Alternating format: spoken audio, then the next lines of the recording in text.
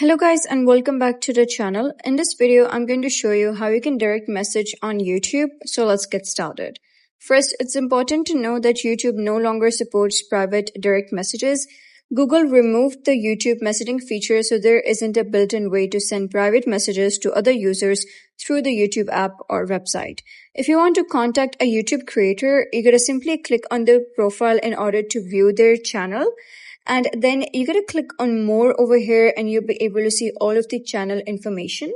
So you gotta search for their links such as Instagram, X, Facebook, or let's say Discord. Like you can see this channel has their Discord linked. So you can contact them on social media account and you can message them directly from there.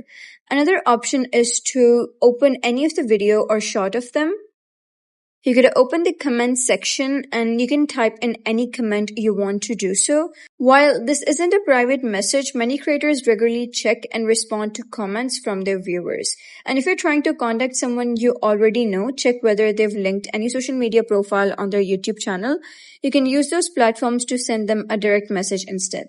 So while YouTube no longer supports private messaging, you can still reach creators through their listed contact information, social media profiles, or the comment section.